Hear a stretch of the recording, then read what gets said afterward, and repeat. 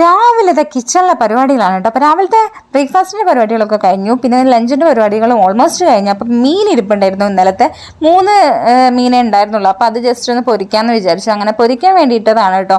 അപ്പോൾ ആ ഒരു സ്മെല്ല് കേട്ടപ്പോൾ അഹിമോ വന്ന് പറഞ്ഞു എനിക്ക് മീൻ മതി പുട്ടിന്. അപ്പോൾ പുട്ടായിരുന്നു ഒന്ന് രാവിലെ ഉണ്ടാക്കിയിട്ടുണ്ടായിരുന്നു. അപ്പോൾ രാവിലത്തെ ആൾ ചായ ഒന്നും കുടിച്ചിട്ടില്ല കേട്ടോ. ഇങ്ങനെ ലീവ് ആയതുകൊണ്ട് തന്നെ, അതായത് സ്കൂളില്ലാത്തതുകൊണ്ട് തന്നെ ആൾ ഭയങ്കര ഡിലേ ആണ്. എണീക്കാനും അതുപോലെ തന്നെ ഞങ്ങളും ഡിലേ ആണ് കേട്ടോ.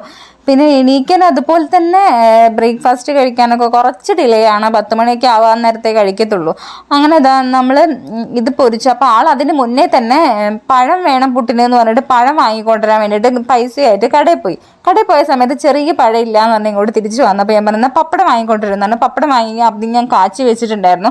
അതിനുശേഷമാണ് ഞാൻ ഈ മീൻ വറുക്കുന്നത് കണ്ടത്. അപ്പോൾ ആൾക്ക് മീൻ മതി എന്ന് പറഞ്ഞു. അപ്പോൾ അതിന് വേണ്ടിയിട്ട് കട്ട വെയിറ്റിംഗ് ആണ് കേട്ടോ. അപ്പോൾ അതാവുന്നത് വരെ അപ്പോൾ ടി വി കണ്ട് അങ്ങനെ വെയിറ്റ് ചെയ്യാൻ കേട്ടോ. ആദ്യം ഞാൻ പുട്ടെടുത്ത് വെച്ചിട്ടുണ്ടായിരുന്നു. പപ്പടം കഴിച്ചുകൊണ്ടിരിക്കുമ്പോഴാണ് മീൻ വറക്കുന്ന സ്മെല്ല് കേട്ടത്. അങ്ങനെ അതാ ഞാൻ ചായ ഒക്കെ റെഡിയാക്കിയപ്പോൾ ഇനി ഒന്നിച്ച് കഴിക്കാമെന്ന് വിചാരിച്ചു. അപ്പോൾ മീൻ വറുത്ത് ഞാനതാ ടേബിളിൻ്റെ മേലെ കൊണ്ടുവച്ചു. അപ്പോൾ അവൻ അതങ്ങ് സ്മെല്ല് ചെയ്തിട്ട് ഹാ എന്നൊക്കെ പറഞ്ഞിട്ട് ഭയങ്കര എക്സ്പ്രഷൻ ഇട്ടുകൊണ്ടിരിക്കുകയാണ് കേട്ടോ. അങ്ങനെ ഞാൻ ഇത് കൊണ്ടുവരുമ്പോൾ ഞാൻ നേരെ ഷൈജേട്ടൻ്റെ മുഖത്ത് ഫ്രണ്ടിൽ കൊണ്ട് വെച്ചിട്ട് ഇതാ ഇത് നോക്കി എന്ത് ടേസ്റ്റ് എന്ത് രസമുള്ള മീനാന്നൊക്കെ പറഞ്ഞിട്ട് ഞാൻ കാണിച്ചെടുത്തിട്ടോ.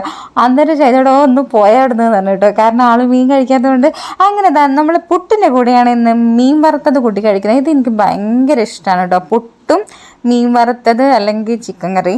അപ്പം മീൻ വറുത്തതാണ് ഇപ്പോൾ നമ്മുടെ അടുത്തുള്ളത്. അപ്പോൾ ഈ പുട്ടും മീൻ വറുത്തതും കട്ടൻ ചായയും വേറൊരു ടേസ്റ്റാണ് കേട്ടോ.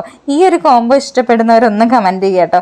അങ്ങനെ നമ്മൾ പുട്ടും കുട്ടിയ മീനും കുട്ടിയും കൊണ്ട് അടിച്ചു. ഏതോ ഒരു ഫിലിം ഉണ്ടായിരുന്നു. അപ്പോൾ അതും കണ്ടുകൊണ്ടാണ് നമ്മൾ കഴിക്കുന്നത്. അപ്പോൾ ഇതിങ്ങനെ കഴിക്കേണ്ടതെന്ന് വെച്ച് കഴിഞ്ഞാൽ ഒരു പീസ് മീൻ എടുക്കുക, അതിലേക്ക് നമ്മുടെ ഈ ഒരു പുട്ടിൻ്റെ കുറച്ചെടുക്കുക, എന്നിട്ട് അതും കൂടി അത് രണ്ടും കൂടി മിക്സ് ആയിട്ടുള്ള അതങ്ങോട്ട് വായിലിട്ടാലേ വേറൊരു ടേസ്റ്റാണ് കേട്ടോ. പിന്നെ അതിൻ്റെ കൂടെ കുറച്ച് കട്ടൻ ചായൻ്റെ ഒരു സിപ്പും കൂടി അത് വേറൊരു രസമാണ് കേട്ടോ. അപ്പോൾ അത് കഴിഞ്ഞു നമ്മളൊരു 12-12:30 ആയപ്പോഴത്തേക്ക് അഹിമൻ ഇനി എന്താ അമ്മയുള്ള എന്താ ഇങ്ങനെ പറയാൻ തുടങ്ങിയിട്ട്. അതായത് ബേക്കറി എന്താ ഉള്ളതെന്നാണ് ചോദിക്കുന്നത്. അപ്പോൾ ഹോർലിക്സ് ഉണ്ടായിരുന്നു, അത് ഞാൻ ഉണ്ടാക്കി കൊടുത്തു. അതിൻ്റെ കൂടെ വേറെ ഒന്നും ഇല്ലായിരുന്നു. അപ്പം ആൾക്ക് ബിസ്ക്കറ്റ് വേണമെന്ന് പറഞ്ഞാൽ ബിസ്ക്കറ്റ് പോയി വാങ്ങി കൊണ്ടുവന്നു.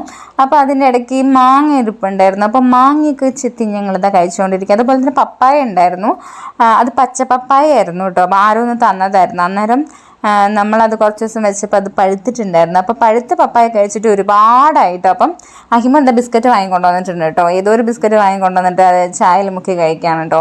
അപ്പോൾ സ്കൂളില്ലാത്തതുകൊണ്ട് എന്തെങ്കിലുമൊക്കെ ഇങ്ങനെ കഴിക്കാൻ തോന്നും. അപ്പോൾ നമ്മളിതാ പപ്പായയും മാങ്ങയും കൂടി അതൊന്നും അവന് ഇഷ്ടമല്ല. അവന് പഴുത്ത മാങ്ങ പപ്പായ അങ്ങനത്തെ ഒന്നും വലിയ നല്ല ടേസ്റ്റി പപ്പായ ആയിരുന്നു കേട്ടോ. കുറേ കാലത്തിന് ശേഷം കഴിക്കുന്നത് കൊണ്ടായിരിക്കാം ഇത്ര ടേസ്റ്റ്. അപ്പോൾ ഓക്കെ ബൈ.